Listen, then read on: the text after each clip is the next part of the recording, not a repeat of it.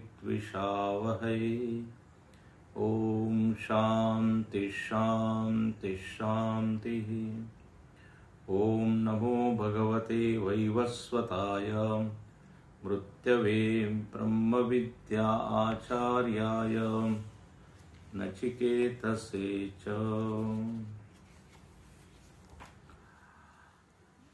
आशा है आप लोगों ने पिछले 7 दिनों में जो हमने पीछे पढ़ा था उसके ऊपर मनन किया होगा।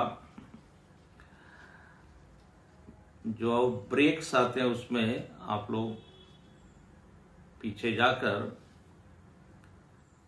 चिंतन मनन कर सकते हैं ताकि अगले प्रवचन से आपको जुड़ने में मदद मिलेगी, नहीं तो लिंक टूट जाती है।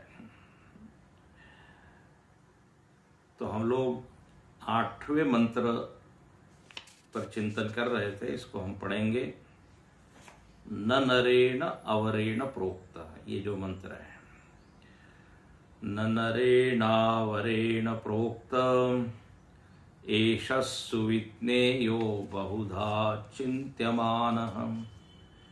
अनन्य प्रोक्ते गतिरत्र नास्ति अनीयान्यतर्कम् अणुप्रमाणात्। एक बार और। न नरेणावरेण प्रोक्त एष सुविज्ञेयः बहुधा चिन्त्यमानः। अनन्य प्रोक्ते गतिरत्र नास्ति अनीयान्यतर्कम् अणुप्रमाणात्।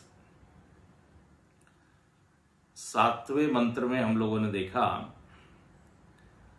कि आत्मतत्व को जानने वाला आश्चर्य है, बोलने वाला भी आश्चर्य है, और आत्मवस्तु अपने आप में आश्चर्य है, क्योंकि वो है लेकिन उसका निर्वचन पूरी तरह हो नहीं पाता। तो सभी चीज आश्चर्य है। अगले मंत्र में कहते हैं कि जो आचार्य है वो आचार्य, जैसे पिछले मंत्र में कहा, कुशल होना चाहिए, निपुण होना चाहिए, कुशलानुशिष्ट।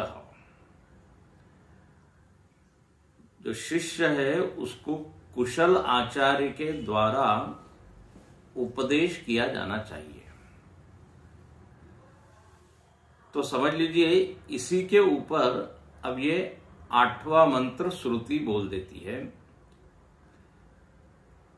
इस पर जोर दे रही है कि आचार्य उच्च कोटि का हो। इसलिए लिखते हैं न नरेण अवरेण प्रोक्त। जो अवर नर है, नर का यहां अर्थ है आचार्य, हीन आचार्य, उसका अर्थ हमने पीछे देखा था, आप पिछले प्रवचन को देख सकते हैं। उसमें हम लोगों ने देखा था कि जिसकी बुद्धि प्राकृत है,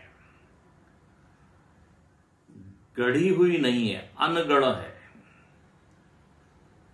सांस्कृतिक नहीं है, सजी हुई नहीं है, ब्रह्म ज्ञान के प्रमा से अलंकृत नहीं है, ब्रह्म ज्ञान से संपन्न नहीं है, ऐसे व्यक्ति को अवर कहा है। अवर, प्राकृत, हीन। तो बोले उसके द्वारा कहा हुआ उपदेश आत्मा का ज्ञान नहीं करा पाता। तो यहां श्रुति मानो की कह रही है कि वक्ता को संस्कृत होना चाहिए, संस्कृत कल्चर्ड, ज्ञान से संपन्न। हमने भाष्य में देखा था कि प्रथम पंक्ति में भाष्यकार कहते हैं कि जिस आत्मा के बारे में नचिकेता तुम पूछ रहे हो ना,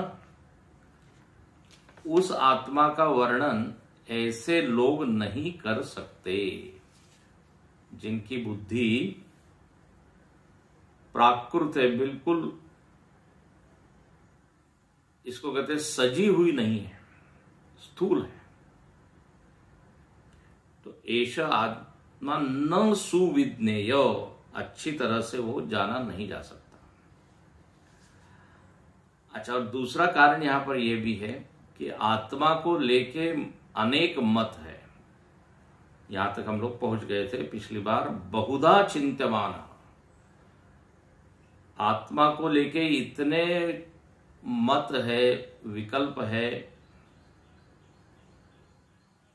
तो आचार्य भी क्या है, ब्रह्म ज्ञान युक्त नहीं है, और ब्रह्म वस्तु भी अनेक तरह से चिंत्यमान है, अनेक तरह से विचार की गई है। तब तो फिर शिष्य को बिल्कुल भी ज्ञान नहीं हो पाता। तो बोले पर ऐसी स्थिति है तो फिर कथम पुनः सुविज्ञेय, फिर इस आत्मा का ज्ञान कैसे होगा। तो यहां श्रुति दूसरे वाक्य में लिखती है, अनन्य प्रोक्ते गतिरत्र नास्ति। अब देखो, ये आप पृष्ठ नंबर 48 पर देखिए, दूसरी पंक्ति के अंतिम में भाष्य देखिए, कथम पुनः सुविज्ञेय, तो आत्मा का अच्छी तरह से ज्ञान कैसे होगा। यदि आचार्य भी ठीक नहीं और विकल्प तो इतने सारे हैं, तो फिर उसको सही जानने का तरीका क्या है। तो लिखते हैं, इति उच्यते अनन्य प्रोक्ते अनन्येन अपृथक्दर्शिना आचार्येण प्रतिपाद्य ब्रह्मात्म भूतेन प्रोक्ता। ये बोले आचार्य ऐसा हो जो प्रतिपाद्य ब्रह्म से एक रूप हो गया हो। प्रतिपाद्य ब्रह्म मतलब जिसका प्रतिपादन, जिसका निरूपण, जिसका वर्णन श्रुतियों ने किया। श्रुतियों का जो ध्येय है वो इस ब्रह्म का ही ज्ञान कराना है। तो उसको यहां भाष्यकार ने एक नाम दिया प्रतिपाद्य ब्रह्म, जिसका कि प्रतिपादन श्रुति करती है। मतलब मन माना ब्रह्म नहीं, जो प्रमाण से सिद्ध ब्रह्म है, प्रमाण कथित ब्रह्म है, उस ब्रह्म से जो आचार्य एक रूप हो गया, आत्मभूतेन, ब्रह्मात्मैक्य बोध में जो प्रतिष्ठित है। कितना अच्छा यहां अर्थ किया है, अनन्य का अर्थ किया है ये। बोले आपको निश्चित ही ब्रह्म ज्ञान होगा यदि कोई ऐसा आचार्य मिल जाए जो अपृथकदर्शी हो, ब्रह्म को अलग देखता हो, स्वयं अलग मानता हो। तो ऐसा नहीं, अनन्य ब्रह्मात्म भूतेन आचार्येण प्रोक्त उक्तः, ऐसे आचार्य के द्वारा जो उपदेश किया जाएगा तो गति ही नास्ति। तो गति ही अनेकदा अस्ति नास्ति इत्यादि लक्षणा चिंता गति ही।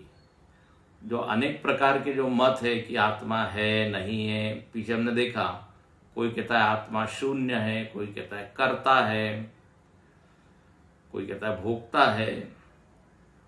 तो ये तरह तरह के जो विकल्प है उसी को यहां गति कहा। पर एक गति नास्ति, इस तरह का जो चिंता है, चिंतन है आत्मा के बारे में, वो सब समाप्त हो जाता है। निश्चयात्मक ज्ञान शिष्य को होता है। कब होता है? बोले जब अनन्य प्रोक्ता, जो बोलने वाला है वो उस ब्रह्म में स्थित होकर बोल रहा है। तब क्या होता है? तो कह रहे सर्व विकल्प गति प्रत्यय स्तमित आत्मा। आत्मा के बारे में जो कंफ्यूजन है, जो भ्रम है, पीछे हमने बताया था, हर दार्शनिक बड़ा जोर शोर से स्थापित करता है कि यही सत्य है, हमारा जो मत है, हमने जो निर्णय दिया है आत्मा को लेकर, वही सत्य है। अब ऐसे 10 दार्शनिक बैठे हुए हैं, अब जो शिष्य है वो तो भ्रमित हो जाता है, तो बोले उसके भ्रम सब दूर होंगे यदि उसको ऐसा श्रोत्रिय ब्रह्मनिष्ठ आचार्य मिले। उसी का नाम यह लिखा, अनन्य है वो, अनन्य, अपृथकदर्शी। अब देखो इसके ऊपर थोड़ा विचार करना चाहिए। यहां पर ऐसा लग रहा है मानो की श्रुति ऐसा कह रही है कि जो आचार्य पृथकदर्शी है उसको बोलने का अधिकार नहीं है, ऐसा यहां से ध्वनित होता है। क्योंकि बोले शिष्य की कोई गति नहीं होगी, शिष्य का कंफ्यूजन दूर नहीं होगा यदि वो आचार्य उस तत्व में स्थित नहीं है। तो मतलब ऐसा श्रुति मानो की कह रही है कि पहले आप ब्रह्मज्ञानी हो, उसके बाद फिर बोलो। आपकी कथनी और करनी में अंतर है। आप बोल रहे हो ब्रह्मज्ञान, लेकिन आप उसमें स्थित नहीं हो। देखो यहां बड़ा अच्छा एक विचार है। तो ऐसा लगता है कि श्रुति तो फिर मना कर रही है।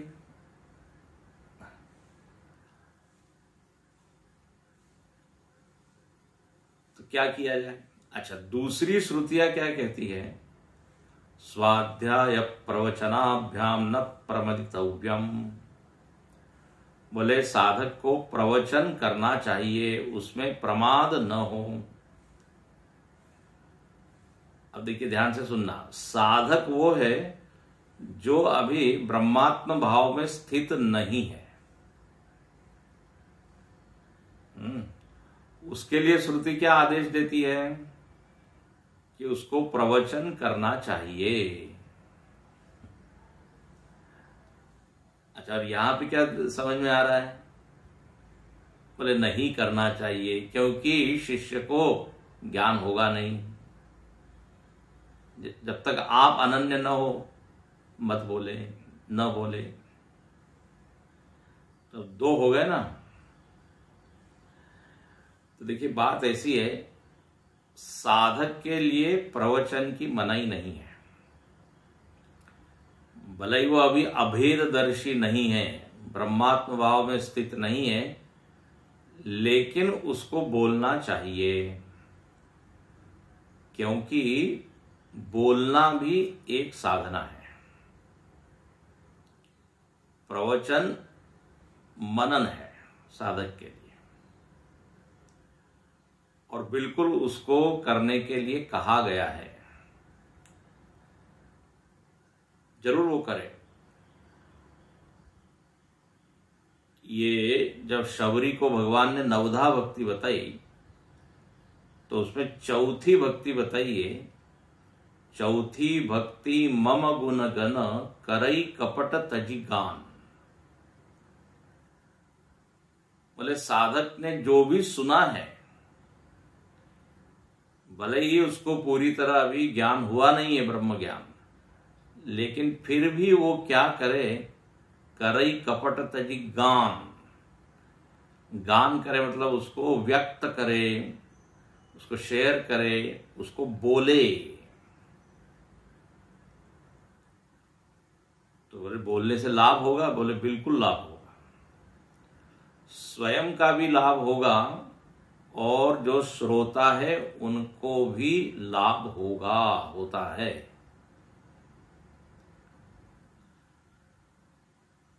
ऐसा इसलिए है क्योंकि देखिए, साधक पूरी ईमानदारी से जो बोल रहा है ना, उसको जीने का प्रयत्न कर रहा है।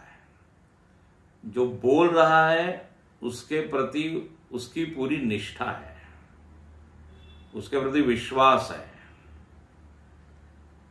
इसलिए उसकी वाणी में भी क्या है, एक बल आ जाता है। तो भले ही वो अनन्य न हो, ध्यान से सुनना, लेकिन उससे उसका भी लाभ होता है और श्रोताओं को भी लाभ होता है, उनको भी फर्क पड़ता है। बोले हाँ, हमको भी समझ में आ रहा है। तो यदि हम अनन्य पहले होंगे और फिर ही सुनेंगे तो बड़ा कठिन होगा। ऐसे आचार्य मिलने कठिन है, दुर्लभ है।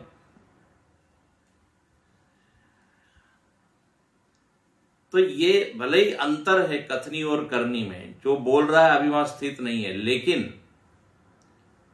उसकी इच्छा तो है और ईमानदारी से वो प्रयत्न कर रहा है। यहां पर उन लोगों की निंदा की जाती है जो बोल तो रहे हैं लेकिन ऐसी चीज को बोल रहे हैं जिस पर उनका विश्वास नहीं है। ध्यान से सुनना, ऐसे व्यक्ति को कहते हैं दंभी। ऐसा वो ज्ञान बोल रहा है जिसके स्वयं पर मतलब उसको विश्वास नहीं है उस पर। क्यों बोल रहा है फिर? किसी स्वार्थ के चलते, धन इत्यादि के लिए, यश कीर्ति के लिए। उसको रामायण में धर्म ध्वजित्वम कहा है। बेच ही वेद धर्म दुहि लेही, जो इस ज्ञान का दुरुपयोग करते हैं। तो डेफिनेटली अन्य है, अनन्य तो है नहीं, और वो साधक भी नहीं है। ध्यान रखना, ये तीसरी कैटेगरी है। पहले अनन्य है जो अपृथकदर्शी ब्रह्मज्ञानी है, दूसरे साधक है और तीसरे दंभी है। ऐसी चीज का व्याख्यान कर रहे खुद पर विश्वास नहीं, मतलब उस ज्ञान पर विश्वास नहीं जिनको। चौथे एक तरह के हैं जिनको आप कह सकते हैं जो पढ़ाते हैं अपनी रोजी रोटी के लिए। आत्मा का वर्णन कर रहे हैं, अलग अलग मत बता रहे हैं। अब जैसे यूनिवर्सिटी में तो अब प्रोफेसर लोग पढ़ाते हैं, तो शंकराचार्य ने ये कहा, वल्लभाचार्य ने ये कहा, तो ये उन लोगों का मत है। ऐसा जरूरी नहीं है कि उनका मत हमारा ही मत है। ये उन लोगों की स्थिति, मतलब ये तो हम पढ़ाने का एक क्या एक प्रोफेशन है, हमारा कार्य है। इन सब लोगों के मतों का हमने अध्ययन किया है और हम समझा रहे हैं कि ऐसा ऐसा है। विद्या अनन्य प्रोक्ते गतिरत्र नास्ति। जब तक अनन्य आचार्य नहीं मिलेगा तब तक ज्ञान होगा ही नहीं। तो फिर जो साधक है जो प्रवचन कर रहा है वो भी सोचेगा कि फिर किया जाए कि नहीं। तो बोले ऐसा नहीं, क्योंकि दूसरी श्रुति कह रही है ऑफ कोर्स यू डू, प्रवचन करना ही चाहिए क्योंकि मनन है उसमें और तुम्हारी निष्ठा है उसमें, तो उससे क्लैरिटी आएगी, स्पष्टता आएगी ही। अच्छा, तो अब यहां चलते हैं फिर। तो एक तो अर्थ ये कर दिया कि जो ब्रह्मात्म भाव में स्थित है वो यदि आपको ज्ञान दे तो फिर आत्मा के बारे में विकल्प जितने हैं वो सब खत्म हो जाते हैं। अच्छा, एक और बात बताएं। एक तो आचार्य भाग्य से हमको ऐसा मिला इसलिए विकल्प खत्म, तरह तरह के जो मत है हो गए। दूसरा एक ये है कि आत्मा का यदि आप स्वभाव देखें तो आत्मा में विकल्प हो नहीं सकते वास्तव में। नया विषय। आत्मा निर्विकल्प है। आत्मा ऐसा भी है, वैसा भी, ऐसा भी, ऐसे कैसे होगा? सत्य तो एक ही होता है। जगत की जितनी भी चीजें हैं ना, उसमें 10-20 मत हो सकते हैं। रज्जु और सर्प का उदाहरण है। रस्सी पड़ी हुई है तो रस्सी तो रस्सी है, ये सत्य ज्ञान है। लेकिन जो मिथ्या ज्ञान है, गलत ज्ञान है, उसमें अनेक प्रकार हो सकते हैं। कोई कहता है ये सूखी माला पड़ी हुई है, रस्सी को क्या बोलेगा? सूखी माला। कोई कहेगा भू छिद्र है। भू छिद्र मतलब जमीन में एक छिद्र हो गया है। कोई कहेगा ये सर्प है। तो ये विकल्प कहां है? जो सत्य नहीं है उसमें विकल्प है। जो सत्य चीज है उसमें विकल्प कैसे होंगे? श्रीमद् भागवत में आता है, परीक्षित महाराज वो धर्म से पूछते हैं कि आप दुखी क्यों हो? बैल के रूप में है वो, शायद मैंने बताया था, मालूम नहीं मुझको। दुख का कारण क्या है? तो वो धर्म ने कहा दुख का एक कारण नहीं है, समाज में अनेक कारण बताए जाते हैं, अनेक विकल्प है। कोई कहता है प्रारब्ध है, उसके कारण दुख है। कोई कहता है मेरा स्वभाव है, उसके चलते दुख मिलता है। कोई कहता है ग्रह नक्षत्र के कारण दुख मिलता है। कोई कहता है कि मेरे में दुर्गुण है ना, वो दुर्गुण दुख का कारण है। कोई कहता है कि मैंने पाप कर्म किए हैं, उस कारण दुख है। और तो कोई तो कहता है कि भगवान ही सारे दुख का कारण है। ऐसे हजारों विकल्प है। आप हर व्यक्ति से पूछेंगे तो एक नया वो कुछ कारण बताएगा। लेकिन आत्मा के बारे में ऐसे 10-20 विकल्प नहीं हो सकते। आत्मा का स्वभाव ही अविकल्प है, इसलिए गति नास्ति। इसलिए आत्मा के बारे में यदि सही ज्ञान होगा तो वो एक ही ज्ञान होगा। और यदि अनन्य आचार्य बोल रहा है तब तो कोई सवाल ही नहीं। तो दो चीज बताई, इसमें वक्ता की भी भूमिका है और विषय की भी भूमिका है। जो विषय है वही कैसा है? सर्व विकल्प स्तमित, उसमें विकल्प है ही नहीं। तो ऐसा एक आत्मा का ज्ञान होगा।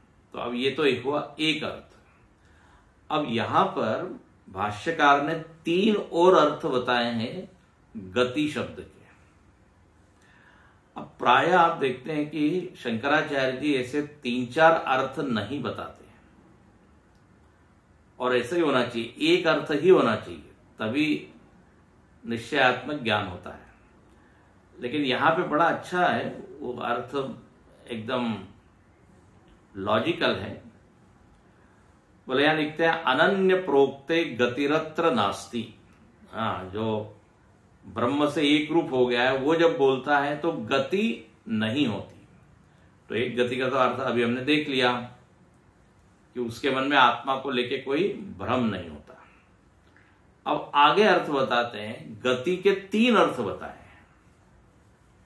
इसलिए आप देखिए अथवा 48 पेज पर बिल्कुल अंतिम लाइन, अंतिम में मध्य में जो है, अथवा स्वात्मभूते अनन्यस्मिन् आत्मनि प्रोक्ते अनन्य प्रोक्ते गति ही अत्र अन्य अवगति नास्ति। इसका अर्थ क्या हुआ? बोले चलो दूसरा अर्थ बताते हैं। दूसरा अर्थ यह है, आचार्य का अर्थ वही लिया है, अनन्य का अर्थ वही लिया है, अनन्य में कोई नया अर्थ नहीं लिया है। अथवा स्वात्मभूते अनन्यस्मिन् आत्मनि, आत्मा और ब्रह्म में जो एकत्व देख रहा है वो जब बोलता है तो गति नहीं होती। अब यहां गति का अर्थ क्या है? अवगति। आप देख रहे हैं, गति अत्र अन्य, तो अवगति नास्ति। गति के ठीक आगे लिखा है अवगति। अब अवगति का अर्थ क्या होता है? अवगति का अर्थ होता है ज्ञान। यहां देखो आगे बताते हैं, ज्ञेयस्य अन्यस्य अभावात्, बोले उसको आत्मा का ज्ञान होता है। अवगति मतलब ज्ञान, अवगम। अवगम अवगम शब्द का संस्कृत में अर्थ है ज्ञान।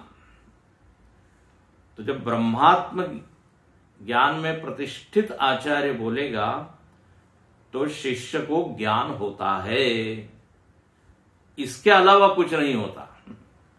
तो गतिरत्र नास्ति का मतलब है अवगति, ज्ञान होता है, न वह अज्ञानी नहीं रहता। क्यों? बोले ज्ञेयस्य अन्य अभावात्, कोई दूसरा ज्ञेय जानने योग्य, जानने के लिए शेष नहीं रहता, क्योंकि दूसरा ज्ञेय है ही नहीं। अरे भाई, जो ब्रह्मात्म ज्ञान में स्थित है वो किसका वर्णन करेगा? ब्रह्म का ही वर्णन करेगा, और क्या बताएगा कि यही जानने योग्य वस्तु है, इसके अलावा कोई जानने योग्य है नहीं। तो जो शिष्य है उसको भी उसी ब्रह्म का ज्ञान होता है, अन्य गति नहीं होती। मतलब अन्य किसी विषय में वो सत्य बुद्धि नहीं रखता या अन्य किसी विषय को ध्येय नहीं मानता। वो समझ चाहता है कि यही ज्ञेय है, जानने योग्य ब्रह्म ही है। थोड़ा ध्यान से इसको सुनेंगे तब आपको समझ में आएगा। तो गतिरत्र अन्य अवगति नास्ति, मतलब अन्य ज्ञेय नहीं है, ये उसको ज्ञान हो जाता है। तो गति का अर्थ अवगति, ज्ञान। क्या ज्ञान होता है? कि ब्रह्म ही सत्य है और वो मैं हूं, ये। क्योंकि अन्य ज्ञेय, अब जो वो आचार्य सुनाएगा तो यही बताएगा कि अन्य तो मिथ्या है, अन्य तो भ्रम है, एक ब्रह्म ही है। तो उसको ये ज्ञान होगा कि और कोई ज्ञेय है नहीं। इसलिए आगे लिखते हैं, ज्ञानस्य ही एषा पराकाष्ठा। ज्ञान की पराकाष्ठा यही है कि इस ब्रह्म रूपी ज्ञेय को जो जान ले। ज्ञान का सर्वोच्चतम शिखर ब्रह्म ज्ञान। यद ज्ञात्वा न पुनर्ज्ञेयम, जिसको जानने के बाद कोई ज्ञेय रहता नहीं। आत्मबोध में शंकराचार्य जी ने लिखा, यद दृष्ट्वा न पुनर्दृश्यम। तो ये पिनैकल बोलते ना, कल्मिनेशन, सर्वोच्च शिखर, सर्वोच्च ज्ञान।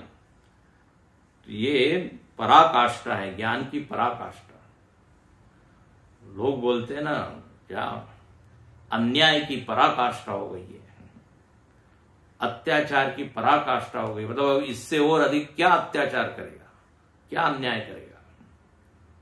ऐसे यहां पर ज्ञान की पराकाष्ठा, अब इससे और ऊंचा क्या ज्ञान हो सकता है। बहुत सुंदर है। इसलिए ऐसे आचार्य को जब आप सुनोगे तो आपको ये बिल्कुल स्पष्टम हो जाएगा कि और कोई ज्ञान इसके आगे खड़ा नहीं होता। इस ज्ञान में जो मजा है, इस ज्ञान का जो फल है, वो और किसी भी ज्ञान से नहीं मिल सकता। इसलिए यही एकमेव ज्ञेय है ये। अतः देखो दूसरी पंक्ति, अतः अवगंत अभावात न गति अत्र अवशिष्यते। अवगंत अभावात, अवगंतव्य,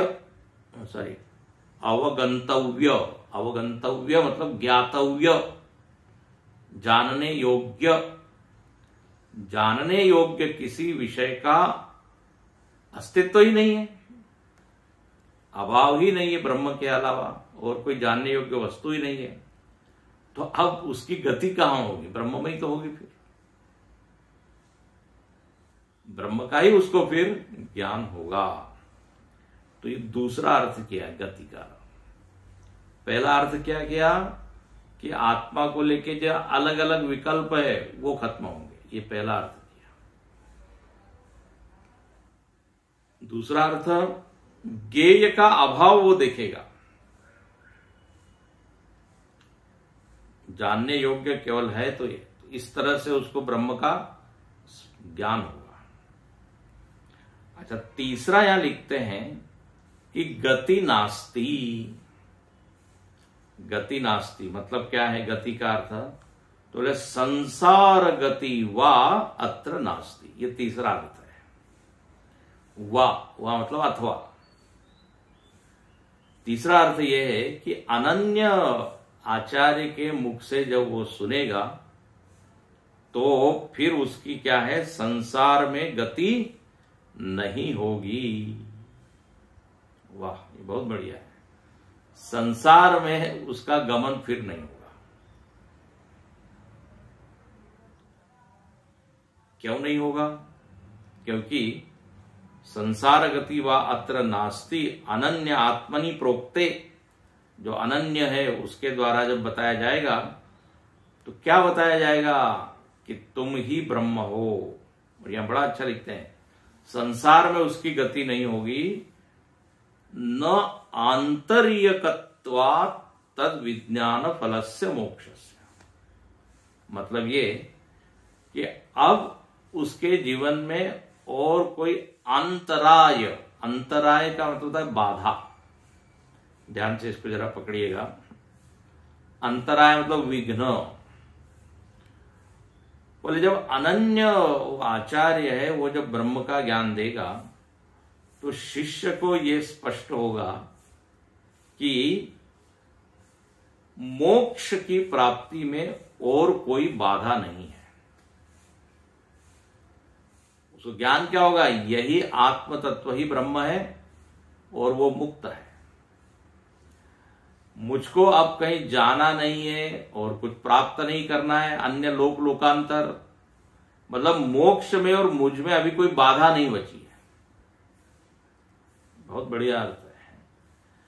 नहीं तो प्राय क्या है, मोक्ष कब मिलेगा? बोले पहले आप ज्ञान प्राप्त करो, फिर कर्म करो, फिर उस लोक में जाओ, तब आपको आनंद मिलेगा। क्रम है, मतलब बाधा है। मेरे में और मोक्ष के बीच में काफी दूरी है, अंतर है, बहुत कुछ करना है। लेकिन कहते हैं जब ये ब्रह्मज्ञानी आपको उपदेश करेगा तो क्या उपदेश करेगा? कि तत्वमसि, आप ही वो तत्व हो, आप ही आनंद रूप हो। तो फिर न आंतर्यकत्वात् विज्ञान फलस्य मोक्ष, कोई विघ्न बाधा न होने के कारण आपको मोक्ष का फल या विज्ञान का जो फल है मोक्ष, ज्ञान का जो फल है मोक्ष, वो यही अभी ही अनुभव में आएगा। वो जीवन मुक्त हो जाएगा शिष्य। न आंतर्यकत्वात्, चूंकि विघ्न ही नहीं है, बाधा ही नहीं है। आचार्य क्या ज्ञान कराएगा कि भैया जो आप बंधन में अपने आप को अनुभव कर रहे हो, जो आपको लग रहा है कि मोक्ष में बड़ा विघ्न है, बाधाएं हैं, बंधन इत्यादि, ये सत्य है। जो तुमको लग रहा है, बोले वो झूठा है। विचार करो और यही मुक्त हो जाओ। जैसे स्वप्न के बंधन से मुक्त होना है तो आंखें खोलो, आंखें खुलते ही मोक्ष है। गुरुदेव भी कहते थे, as long as you keep your eyes close, तब तक अंधकार है। जैसे ही आप आंख खोलोगे, प्रकाश ही प्रकाश है। तो प्रकाश तो है ही, उसमें बाधा क्या है? कहीं जाना आना तो है नहीं, केवल खोलना है आंखें। उलट गई मेरी नैन पुतरिया, कबीरदास जी कहते हैं। गुरु स्त्रोत्र में हम बोलते हैं ना, चक्षुरुन्मीलितम येन तस्मै श्री गुरवे। तो यहां लिखते हैं कि संसार गति उसकी नहीं होती, मतलब इधर उधर उसका भटकना खत्म। ये कब होगा? जब अनन्य, जो अभेददर्शी आचार्य है उसका उपदेश हम सुनेंगे। तो अनन्य प्रोक्ते गतिरत्र नास्ति, तो 3 अर्थ हो गए गति के। 3 कहां से हो गए? फिर से याद करा देते हैं। पहला अर्थ गति का अलग अलग मत, वो नहीं रहेंगे।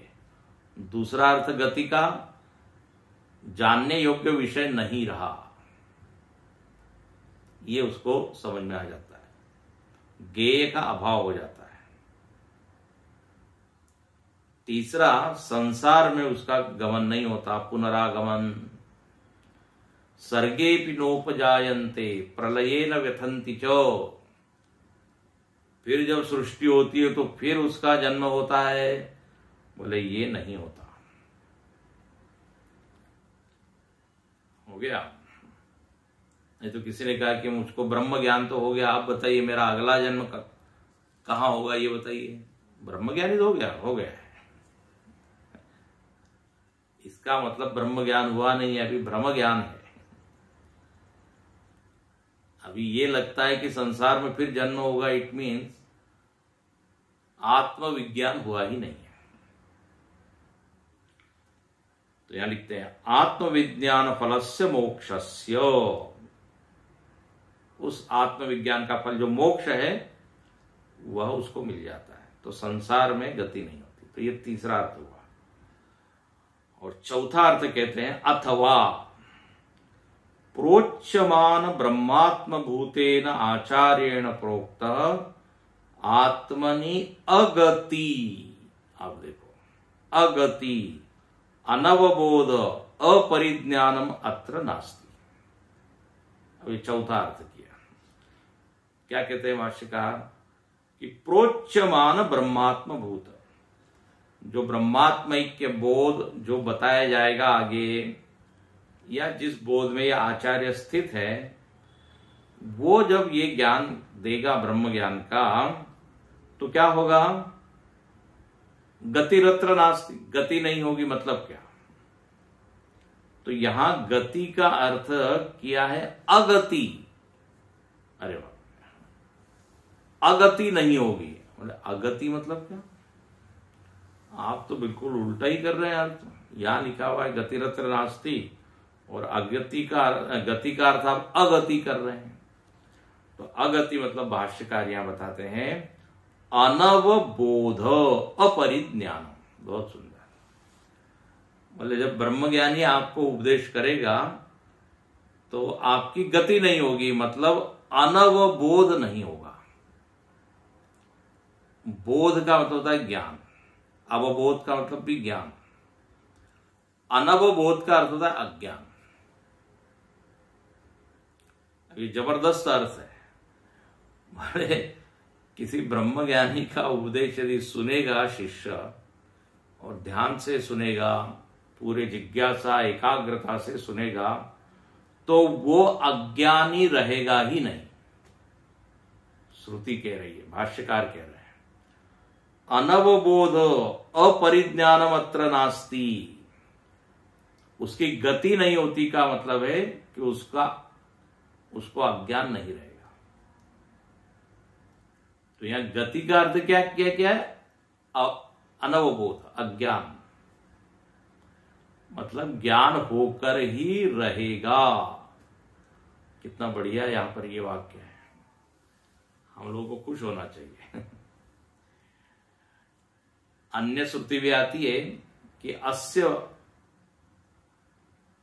अब्रह्मवित् कुले नास्ति, ब्रह्मविद के कुल में कोई अब्रह्मविद रहता नहीं। मतलब ब्रह्मविद आचार्य के जितने भी शिष्य है वो शिष्य भी ब्रह्मविद हो जाते हैं। देखो अगली पंक्ति बड़ी अच्छी लिखते हैं। भवति एव अगति तद विषया श्रोतुः तद अस्मि अहम इति आचार्यस्य इव। जबरदस्त लाइन है। बोले उसकी गति नहीं होती, मतलब उसको अज्ञान नहीं रहता। उसको भी क्या ज्ञान होता है कि मैं वही हूं, मैं वही ब्रह्म हूं। श्रोतुः तदस्मि अहम इति। श्रोता को भी यह ज्ञान होता है कि वह जो तत्व है जिसका निरूपण आचार्य कर रहे हैं वो मैं हूं। और यह एक बहुत ही एक छोटा सा शब्द दिया है, आचार्यस्य इव।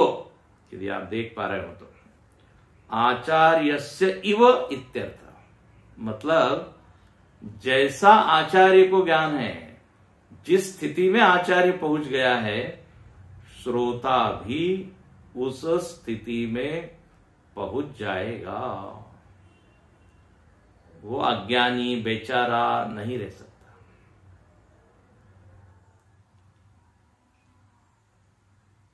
जैसे कहा ना कि जो ये होता है परिस को क्या कहते हैं, जिसको लोहे को स्पर्श करने से सोना हो जाता है, पारस पत्थर।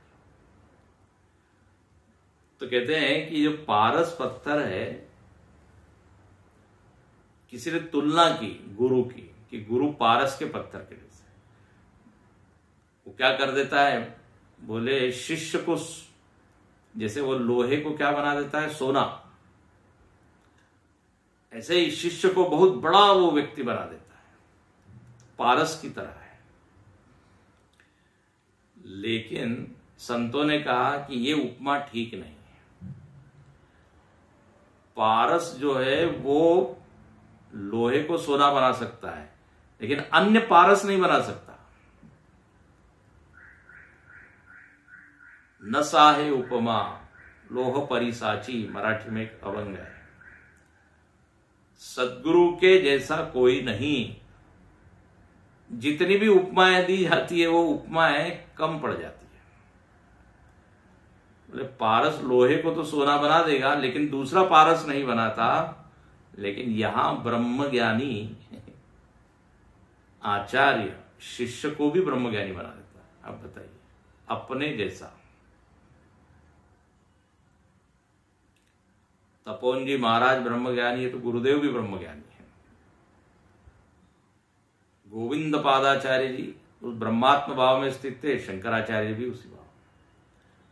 अब देखिए जितने भी ये गुरु शिष्य हुए हैं, गुरु ने अपने जैसा ही उसको बना दिया, कुछ रखा नहीं अलग।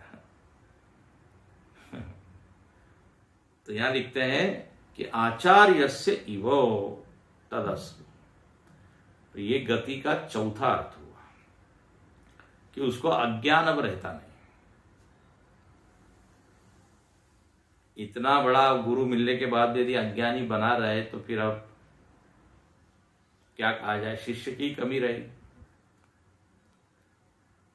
कि ना, मूर्ख हृदय न चेत। ब्रह्मा जी भी यदि मिल जाए उस शिष्य को, बिल्कुल ब्रह्म ज्ञानी है, श्रोत्रिय ब्रह्मनिष्ठ है, लेकिन शिष्य में ही कुछ कमी रहेगी या है तो न चेत, उसको ज्ञान नहीं होगा। लेकिन यहां लिखते हैं कि आचार्य बढ़िया हो और शिष्य की सारी योग्यता हो तो ज्ञान होकर रहेगा, उसमें कोई शंका नहीं है। तो अनन्य प्रोक्ते गतिरत्र नास्ति, इतने वाक्य के ऊपर ये इतना भाष्य है। चार चीजें दी और इसलिए लिख देते हैं। अब कंक्लूड करते हैं। एवं, इस प्रकार, एवं सुविज्ञेय आत्मा अवगमता आचार्येण अनन्यतया प्रोक्ता।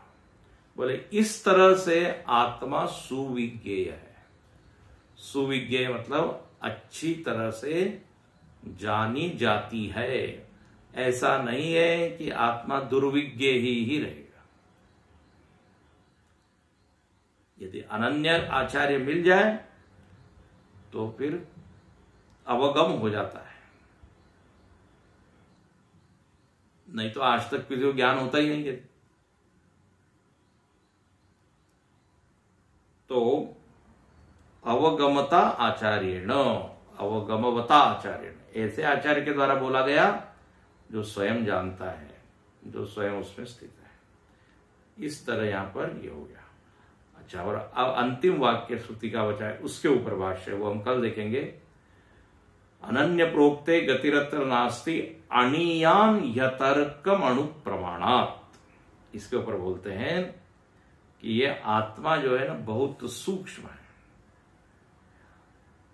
किसी ने कहा हमको आचार्य की जरूरत नहीं है, हम तर्क से जान लेंगे। तर्क से आप इतनी स्तुति कर रहे हो, अनन्य प्रोक्ते अनन्य प्रोक्ते, हम बुद्धि लड़ा के जान लेंगे। तो यहां श्रुति साफ मना करती है, अतर्क्यम, तर्क से नहीं होगा। आपको तो ब्रह्म ज्ञानी के पैर पकड़ने ही पड़ेंगे। बिना झुके, बिना विनम्र हुए, केवल अपनी बुद्धि लड़ा के नहीं ज्ञान होगा। अब इस बात को यहां पे बताते हैं, वो कल देखते हैं। आज यही